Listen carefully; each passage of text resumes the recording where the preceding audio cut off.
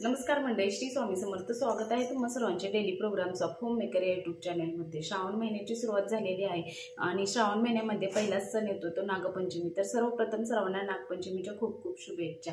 आपल्या हिंदू संस्कृतीमध्ये प्रत्येक सणाला जीव, जंतू, वनस्पती यांना विशेष असे महत्त्व असते, कारण या सर्वांची निर्मिती ही सृष्टीने केलेली आहे आणि या सर्वांमुळेच निसर्गामध्ये संतुलन बनून राहते. तर या सर्वांबद्दल कृतज्ञता व्यक्त करण्यासाठी आपण असे सण साजरे करत असतो. तर नागपंचमी देखील नागाबद्दल कृतज्ञता व्यक्त करण्यासाठी आपण साजरी करतो. तर त्या दिवशी कशी पूजा करायची आणि कशी त्याची मांडणी करायची हेच मी तुम्हाला आजच्या व्हिडिओमध्ये सांगणार आहे. तर चला व्हिडिओला सुरुवात करूया. पूजेसाठी लागणारं साहित्य आहे हळदी, कुंकू, अक्षता, त्यानंतर नाग देवतेला घालण्यासाठी वस्त्र आणि फुले आहेत आणि नैवेद्यासाठी दूध आणि लया घेतलेल्या आहेत. काही भागामध्ये नागपंचमीच्या आदल्या दिवशी भावाचा उपवास केला जातो, कारण भावाला चिरंतर आयुष्य लाभो आणि तो प्रत्येक दुःख संकटांमधून तारला जावो हाच यामागचा उद्देश असतो. तसेच काही भागामध्ये नागपंचमीच्या दिवशी नागाचा उपवास केला जातो. कालिया नागाचा पराभव करून यमुना नदीच्या पात्रातून भगवान श्रीकृष्ण सुरक्षित वर आले तेव्हापासून नागपंचमीची प्रथा सुरू आहे. तो दिवस म्हणजे पंचमीचा होता, म्हणून तेव्हापासून नागपंचमी हा सण साजरा केला जातो. पूजेची मांडणी करताना आपल्याला एका पाटावर वस्त्र अंतरायचं आहे, त्याच्यावरती नागाची मूर्ती ठेवायची आहे.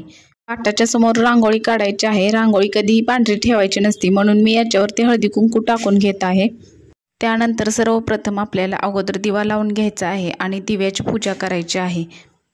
इथे मी दिव्याची पूजा करून घेत आहे. प्रत्येक पूजेमध्ये दिव्याला महत्त्वाचं स्थान आहे, म्हणून सर्वप्रथम कोणतीही पूजा मांडत असताना अगोदर दीप प्रज्वलन करायचे असते. तुमच्याकडे जर नागदेवतेची मूर्ती नसेल तर एका कागदावरती नागदेवतेचं चित्र काढायचं आहे आणि त्याची पूजा करायची आहे.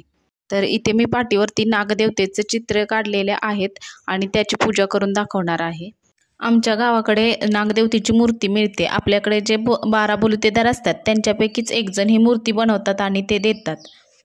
एका पाटावरती वस्त्र अंतरायचं आहे, त्याच्यावरती नागदेवतेची मूर्ती ठेवायची आहे. मूर्ती नसेल तर असं चित्र काढून घ्यायचं आहे आणि त्याची पूजा करायची आहे.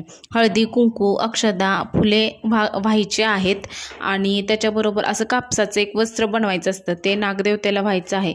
तर आमच्याकडे असा पिवळा दोरा बनवलेला असतो आणि घरून बनवून न्यायचा असतो आणि तो नागदेवतेवरती ठेवायचा असतो पूजा करेपर्यंत. पूजा करून झाली की तो घ्यायचा आणि तो हातात बांधला जातो. अशी प्रथा आमच्या गावाकडे आहे. पूजा करून झाल्यानंतर नागदेवतेला लाह्या, ज्वारीच्या लाह्या असतात त्याचा आणि दुधाचा नैवेद्य, त्याच्याबरोबर कानोले याचा देखील नैवेद्य दाखवला जातो.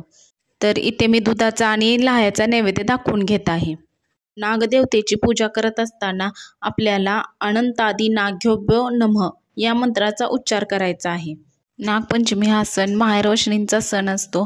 नवीन लग्न झालेल्या माहेरवशनी या माहेर येतात आणि यांचे खूप लाड पुरवले जातात. तसेच पूर्वीच्या स्त्रिया खूप खेळ खेळायचे. झिम्मा, फुगडी किंवा झोपाळे वगैरे असे बांधले जायचे आणि या दिवशी खूप खेळ खेळायचे. गावाकडील काही भागांमध्ये अजूनही ही प्रथा आहे, अजूनही खेळ खेळले जातात. आम्ही घरी नागदेवतेच्या मूर्तीची पूजा करतो. घरी पूजा केल्यानंतर परत गावातील वारुळाला जातो. तिथे एक मातीचा मोठा नाग बनवून आणतात, त्याची देखील पूजा केली जाते. शेतकरी या दिवशी शेतामध्ये नांगरत नाहीत. चुलीवरती तवा देखील ठेवला जात नाही आणि तळण देखील तळले जात नाही. या दिवशी नागपंचमीची कथा देखील वाचली जाते. तर अशा पद्धतीने आमच्या इकडे नागपंचमी हा सण साजरा केला जातो. तुमच्या इकडे कशा पद्धतीने करतात हे कमेंटमध्ये सांगा. व्हिडिओला लाईक करा आणि चॅनलला सबस्क्राईब करा विसरू नका. भेटू पुन्हा एका अशाच व्हिडिओसोबत. श्री स्वामी समर्थ.